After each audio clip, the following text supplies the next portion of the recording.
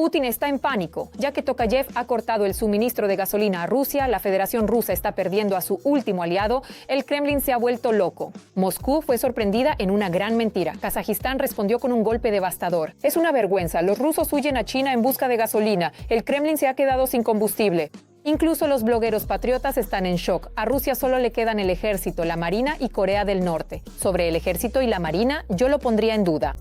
Putin no tiene escapatoria. Ucrania llegó a Siberia. Pérdidas récord, junio es catastrófico para sus generales. 1000 drones hacia Moscú. El Kremlin en pánico, Budanov conmociona a todos. El fin de la guerra será este mismo año. Contaré todos los detalles en un momento. Saludos también desde Ucrania. Hoy con Victoria Perepelitza y los últimos acontecimientos. En el Kremlin comienza una verdadera crisis de combustible. Kazajistán cierra de golpe el grifo de la gasolina. Tokayev aprieta las tuercas en la frontera, limitando la exportación de combustible del país. Moscú ya ha logrado pelearse casi con su último socio, lanzando acusaciones ruidosas. Cuando se acaban los argumentos, comienza la búsqueda de culpables. Y esto solo confirma que la situación de Putin se vuelve cada vez más crítica. El Kremlin ha alcanzado un nuevo nivel de absurdo. En Rusia, de repente acusaron a Kazajistán de estar involucrado en el ataque ucraniano. Drones contra la refinería de petróleo. La escandalosa declaración la hizo el diputado de la Duma regional de Saratov, Vyacheslav Kalinin. Astana respondió con firmeza y pidió que se basaran únicamente en hechos comprobados. Según la versión del diputado ruso, el dron ucraniano supuestamente no habría podido recorrer por sí solo tal distancia hasta Omsk, por lo que el lanzamiento, según él, podría haberse realizado desde el territorio de Kazajistán. Además, Kalinin declaró que ahora es necesario discutir esta cuestión con Astana. La respuesta de Kazajistán resultó ser lo más contundente posible. El Ministerio de Asuntos Exteriores declaró que tales acusaciones están completamente desvinculadas de la realidad. En Astana subrayaron que el territorio y la infraestructura del país nunca se utilizan para acciones contra otros estados. Además, el Ministerio de Asuntos Exteriores instó a los medios de comunicación y a todos los que difunden tales declaraciones a basarse únicamente en hechos comprobados. En algunos medios de comunicación, se difunden declaraciones provocadoras sobre el supuesto posible uso del territorio de la República de Kazajistán para el lanzamiento de vehículos aéreos no tripulados utilizados en ataques contra objetivos en el territorio de la Federación Rusa. El Ministerio de Asuntos Exteriores de la República de Kazajistán declara de manera responsable que dichas afirmaciones no se corresponden con la realidad y no están respaldadas por ningún dato ni por hechos. El Ministerio de Asuntos Exteriores también declaró que la República de Kazajistán cumple con el derecho internacional y con las obligaciones contractuales internacionales relacionadas con la garantía de la seguridad internacional y regional. Subrayamos que la República de Kazajistán parte del principio de que su territorio, espacio aéreo e infraestructura no pueden ser utilizados para llevar a cabo acciones dirigidas contra otros estados. En este sentido, hacemos un llamado a los representantes de los medios de comunicación y a otras personas a guiarse únicamente por hechos verificados y abstenerse de difundir información no verídica. Mientras el Kremlin intenta buscar culpables, en la propia Rusia está cobrando fuerza. Un verdadero turismo de la gasolina. Los habitantes de las regiones fronterizas ya están discutiendo en masa los viajes a la Manchuria china en busca de combustible barato. En los chats de Chita y Zabaikalsk aparecen decenas de ofertas. Llevar el coche a China, llenar el tanque y regresar de vuelta. Los precios resultan mucho más atractivos que los rusos. El diésel desde 66 rublos por litro. La gasolina de 95 desde 97 rublos. Eso sí, habrá que pagar aparte a los intermediarios y si intentas sacar bidones podrías tener problemas en la aduana china. Mientras tanto, los rusos que viven cerca de la frontera con Kazajistán también van a repostar al país vecino. Por esto es por lo que realmente vinimos a Kazajistán. Simplemente repostamos, simplemente para echar gasolina. Dividimos 33 tenke entre 6 y 5. Bueno, en fin, ya lo calculaste, eran 40. Yo ahora estoy en Uralsk, esto es Kazajistán, a unos 200 kilómetros de Samara. Entré a una gasolinera y aquí están los precios actuales del combustible. Estamos en la primera gasolinera en Kazajistán. Ahora les voy a mostrar los precios. Los precios están en tenge. La gasolina de 95 cuesta unos 55 rublos al cambio. Pero incluso en Kazajistán los rusos ya han causado problemas, creando allí también escasez de combustible. Increíble a lo que hemos llegado, no hay gasolina. Konchengil. Sí, Konchengil. Entre Gurubaital y Dokurkov no hay gasolineras. Ese tramo es de unos 260 kilómetros. Aquí llegó un coche y otros chicos también se acercaron. La gasolinera no está funcionando. La carretera Almatí Astana, gente, son las dos ciudades principales de Kazajistán y hay un problema con la gasolina. En este contexto, las autoridades de Kazajistán, que rechazaron la solicitud del Kremlin de suministrar 50 toneladas de gasolina para automóviles como acto de ayuda humanitaria, intensificaron la lucha contra los contrabandistas que intentan llevar combustible a Rusia.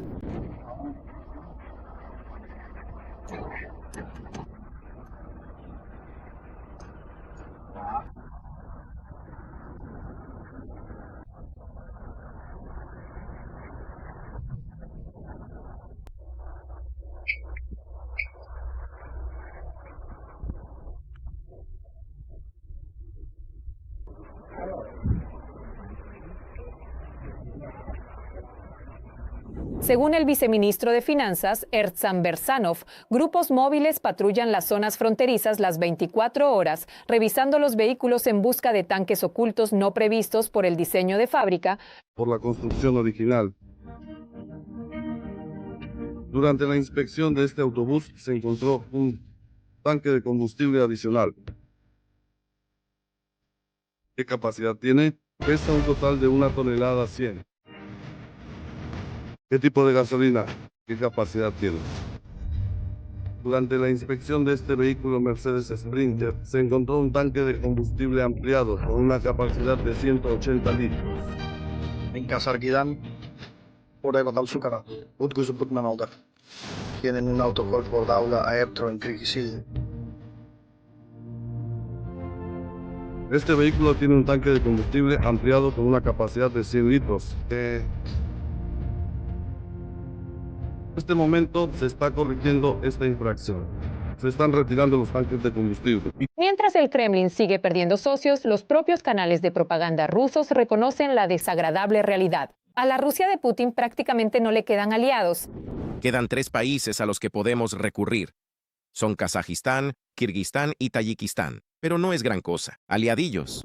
Es más, los propagandistas más radicales ya exigen oficialmente convertir a Corea del Norte en el principal aliado de Rusia e incluso aceptarla en la OTSC. Parece que la lista de amigos del Kremlin se está reduciendo rápidamente. Y recordemos que Rusia tiene 3 aliados, el ejército, la marina y Corea del Norte. No estaría mal aceptar a los coreanos en la OTSC. La geografía de la guerra para Rusia está cambiando rápidamente. Zelensky ya habla de un escenario que hace que miles de drones en el cielo sobre la capital rusa tiemblen nerviosamente en Moscú. Mientras tanto, las alertas aéreas llegan por primera vez hasta Siberia y las mayores refinerías de petróleo están siendo atacadas una tras otra. ¿Por qué incluso las regiones a miles de kilómetros del frente empiezan a sentir el aliento de la guerra? ¿Cómo está Ucrania atacando metódicamente el sistema logístico y de combustible de Rusia? ¿Y por qué el mapa de una Rusia segura literalmente se desmorona ante nuestros ojos? Vean a continuación. 1000 drones sobre Moscú es una sentencia para la Federación Rusa. Volodymyr Zelensky expuso un escenario que en el Kremlin preferirían no discutir nunca. Según el presidente de Ucrania, el momento de la verdad para Putin llegará cuando los ataques masivos de drones dejen de ser incidentes aislados y se conviertan en una nueva realidad para la capital rusa. Zelensky está convencido de que el factor decisivo será no solo el efecto militar, sino también el psicológico. Cuando sobre Moscú aparezcan simultáneamente no cientos, sino miles de drones, el Kremlin tendrá que mirar la guerra no a través de los informes de los funcionarios, sino por sus propias ventanas. Y entonces, el círculo más cercano a Putin empezará a aconsejarle que busque un lugar más tranquilo para trabajar, en algún sitio lejos, más allá de los Urales. Y aquí surge una pregunta incómoda para las autoridades rusas. Si la operación especial va según lo planeado, ¿por qué cada vez más a menudo hay que pensar no en nuevas ofensivas, sino en la evacuación de los objetos más importantes y en la defensa de la propia capital? Parece que la guerra, que el Kremlin planeaba mantener lo más lejos posible de los rusos comunes, poco a poco está regresando a casa. Y cuanto más lejos de Putin y de Moscú, más cerca, según la evaluación de Kiev, está el momento en que el dictador tendrá que revisar toda la estrategia de esta guerra. Mientras tanto, Rusia arde cada vez más lejos de la línea del frente. La región de Novosibirsk, un territorio que durante años en Rusia se consideró casi inalcanzable para la guerra, por primera vez declaró una alerta aérea debido a la amenaza de un ataque con drones. Esta advertencia se ha convertido en una señal alarmante para el sistema de seguridad ruso.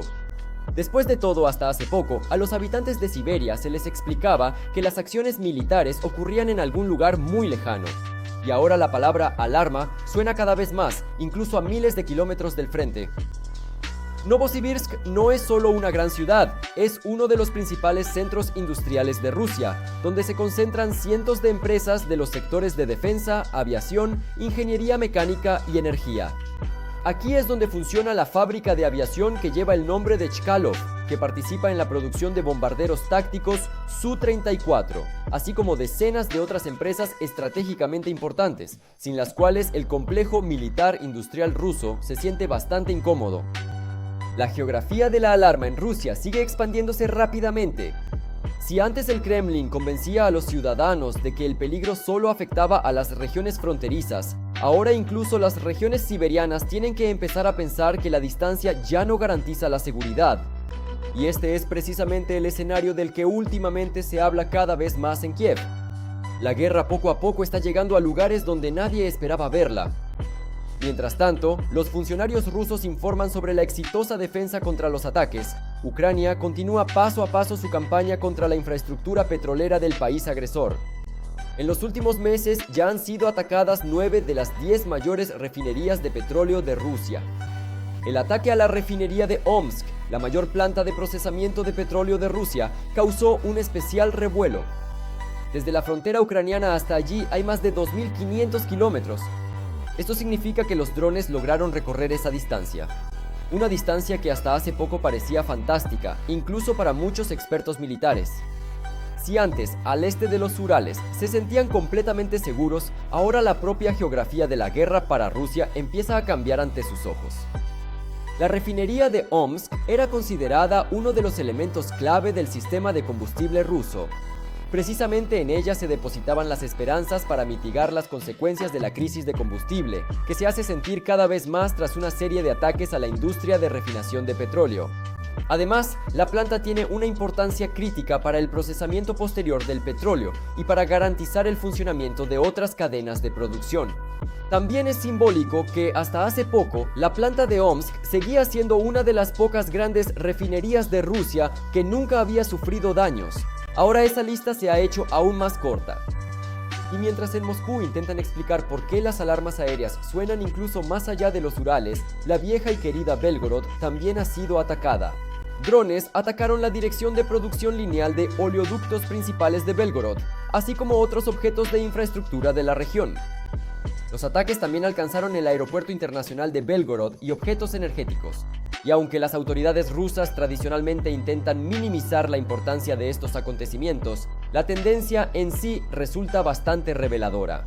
Bajo una presión cada vez mayor se encuentran no solo los objetivos militares, sino también los nodos que aseguran el funcionamiento de la logística, la energía y el sistema de transporte de las regiones fronterizas. Belgorod hace tiempo dejó de ser una retaguardia tranquila para el Kremlin.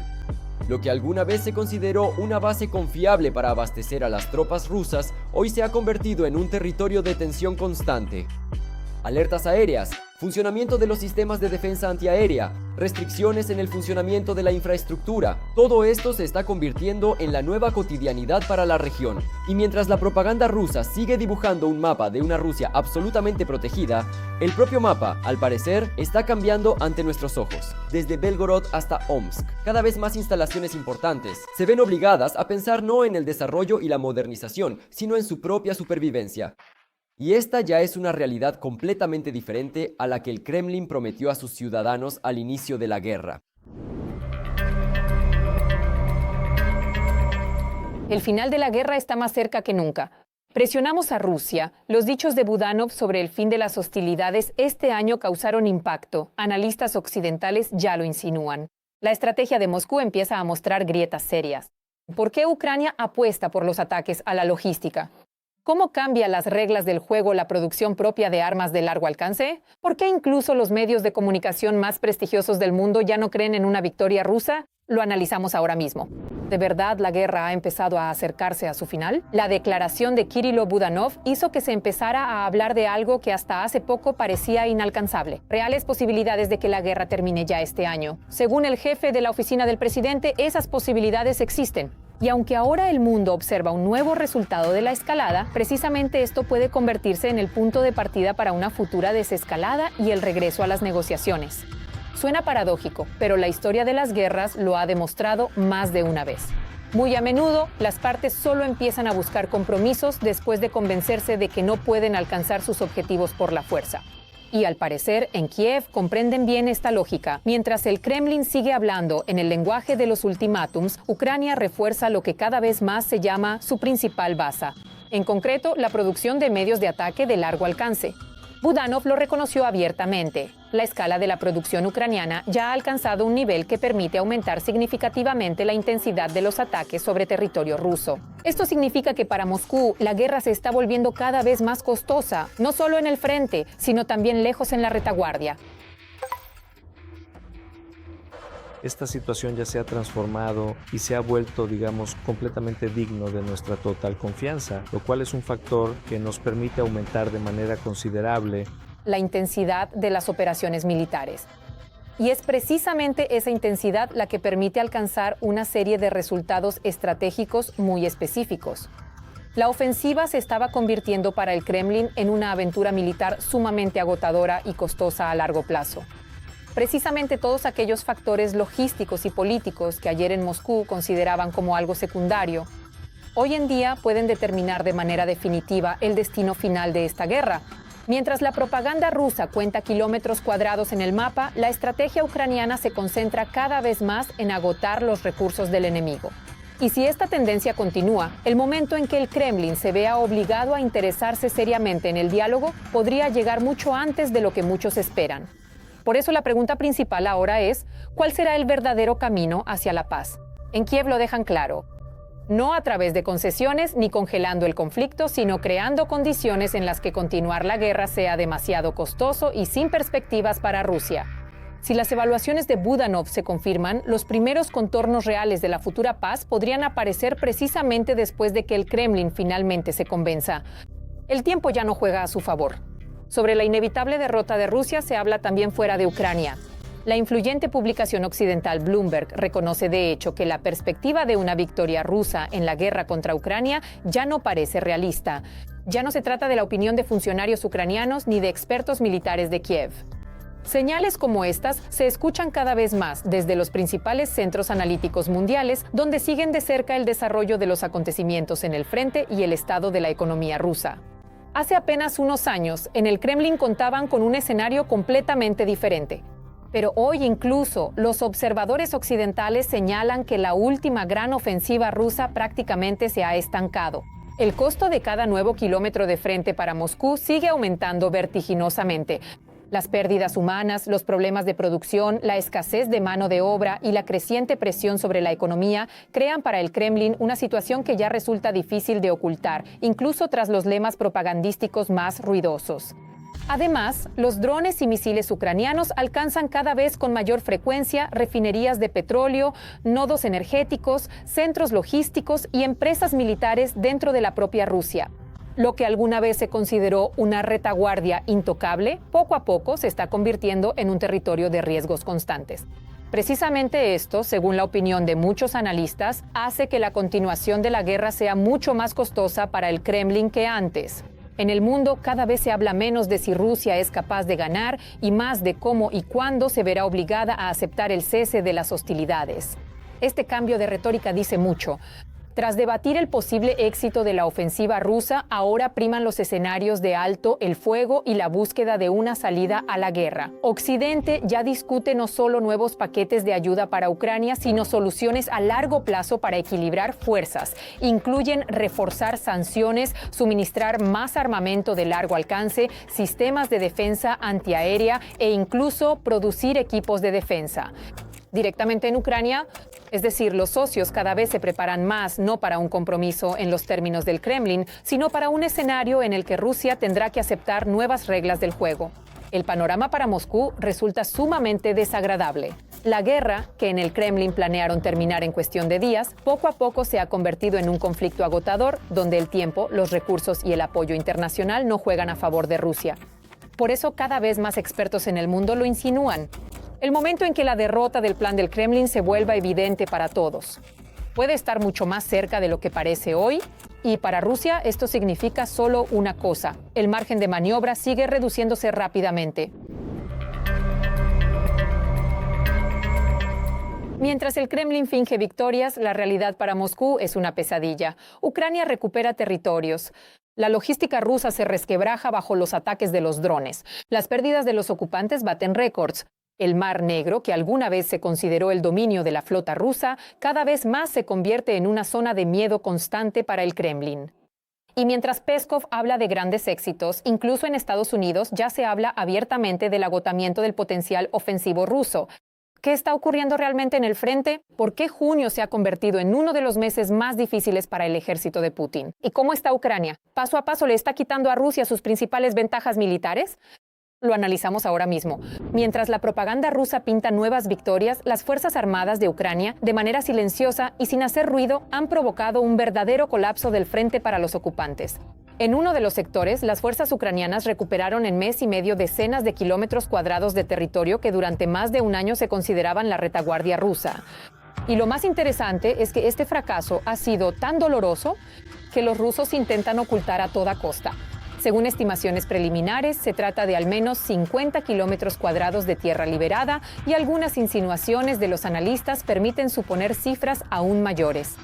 Para que se entienda, si estos datos se confirman, Ucrania podría, por primera vez en mucho tiempo, lograr un balance positivo de territorios liberados en un mes. Y esto ya es una señal seria para todos aquellos que se apresuraron a descartar el potencial ofensivo ucraniano. Especialmente reveladora resulta la reacción del enemigo. Durante todo junio, la parte rusa publicó solo unos pocos videos de esta dirección. E incluso estos, de hecho, no mostraban los éxitos de los ocupantes, sino el avance de las fuerzas ucranianas. Cuando un ejército que normalmente graba cada metro de su avance de repente empieza a guardar silencio, eso solo significa una cosa: no hay mucho que contar allí.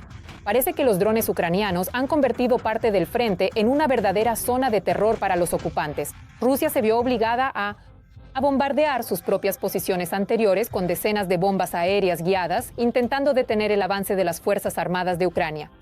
Pero ni siquiera eso ayudó. Lo que hasta hace poco se consideraba un bastión ruso, poco a poco está pasando bajo el control de los militares ucranianos. Y aquí hay otro detalle muy importante. La ofensiva comenzó con el uso de vehículos blindados que, contrariamente a las previsiones de muchos expertos, en absoluto han quedado obsoletos. Combinados con el uso masivo de drones, permitieron avanzar y minimizar las pérdidas.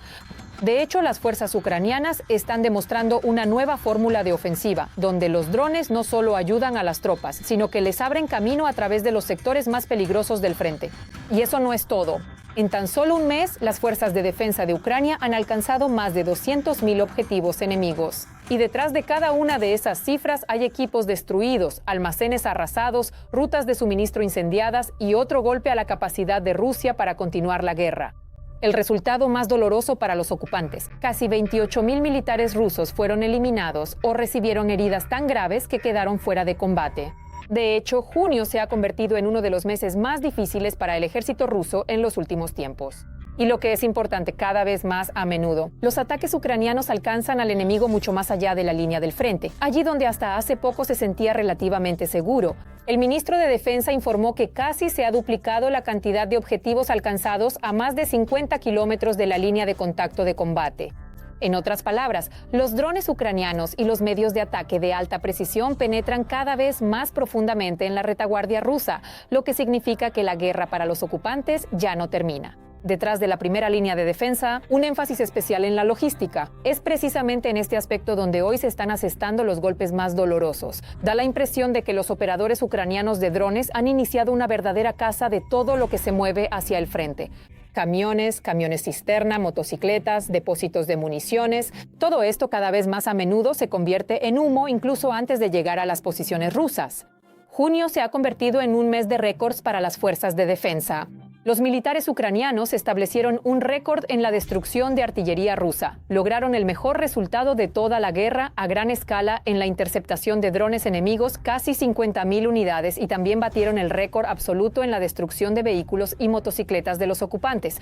Y lo más importante, ya no se trata de operaciones exitosas aisladas, sino de una campaña sistemática para agotar al enemigo. Los drones ucranianos, día tras día, van apretando metódicamente el lazo alrededor de la logística de ocupación. Y, al parecer, esto es precisamente lo que más temen en Moscú, porque el frente puede reforzarse con nuevos soldados, pero restaurar un sistema de suministro destruido bajo el fuego constante de los drones ucranianos es mucho más difícil. Por eso junio podría no ser solo un mes récord de pérdidas para Rusia, sino el inicio de problemas mucho más serios por delante. Y mientras las Fuerzas Armadas de Ucrania recuperan su tierra metro a metro, en el Kremlin, al parecer, han decidido tomar su camino favorito, simplemente dibujar una victoria para sí mismos. Después de otro éxito de los militares ucranianos en el frente, el portavoz de Putin, Dmitry Peskov, de repente empezó a hablar de grandes logros del ejército ruso y del inevitable cumplimiento de todos los objetivos de la guerra. Sin embargo, hay un problema. La realidad, una vez más, se olvidó de coordinar sus planes con la propaganda del Kremlin. Mientras a los rusos les contaban por radio sobre una ofensiva exitosa, analistas independientes estudiaron detenidamente los mapas que los generales rusos mostraban a Putin. Y resultó que entre el frente y los informes del Kremlin hay un abismo de casi 2.000 kilómetros cuadrados. En otras palabras, si las Fuerzas Armadas de Ucrania liberan territorios en el mundo real, el Estado Mayor ruso lo compensa capturando territorios en el mundo de la fantasía. Lo más curioso no es ni siquiera la magnitud de estas invenciones, sino su contenido. En los mapas de papel para Putin, el ejército ruso ya casi ha llegado a Sloviansk y Kramatorsk. Supuestamente controla completamente Chasiv Yar y avanza hacia Dobropilia. Y en algunos lugares casi se acerca a Zaporilla. Da la impresión de que al dueño del Kremlin no le muestran informes de combate, sino el tráiler de otra película de ciencia ficción. Y es precisamente aquí donde se vuelve claro por qué en Moscú hablan con tanta seguridad de los éxitos. Si cada día se observan mapas en los que el ejército avanza más rápido que el sentido común, uno puede creer en cualquier cuento de hadas. El problema es que el frente real existe fuera de los despachos del Kremlin. Y allí las tropas rusas se enfrentan cada vez más no a flechas dibujadas, sino a drones ucranianos, artillería y contraataques. Pero el golpe más doloroso para el Kremlin, al parecer, no ocurrió en tierra, sino en el mar. En el Día de la Armada, Volodymyr Zelensky declaró abiertamente: Rusia ha perdido el Mar Negro. Hace apenas unos años, tal frase habría parecido ciencia ficción. Un país sin una gran flota logró hacer retroceder a una de las mayores armadas del mundo. Tras la liberación de la Isla de las Serpientes y una serie de ataques contra barcos, cuarteles, bases y puertos, los ocupantes prácticamente perdieron la capacidad de sentirse dueños del mar. Hoy el Mar Negro se ha convertido en otro ejemplo de cómo las tecnologías ucranianas y las soluciones no convencionales rompen a los militares rusos. Sus esquemas. Los drones marítimos lograron lo que hasta hace poco se consideraba casi imposible. Obligaron a la flota del Mar Negro de la Federación Rusa a pasar de demostrar fuerza a un modo de supervivencia constante. Y ahora los barcos rusos cada vez se parecen menos a cazadores y más a presas que miran a su alrededor con cautela. Parece que esto es solo el comienzo de problemas mucho mayores para Moscú. Porque si el Mar Negro ya no es seguro para los barcos rusos, entonces las regiones del Mar Negro y de Azov ya no pueden considerarse retaguardia. Y mientras en el Kremlin siguen hablando de sus éxitos, Ucrania paso a paso le arrebata al enemigo aquello que él consideraba su ventaja indiscutible. ¿Qué opinan de lo ocurrido? Esperamos sus comentarios. Esto apenas comienza. Sigan informados y denle like. Cielos en paz.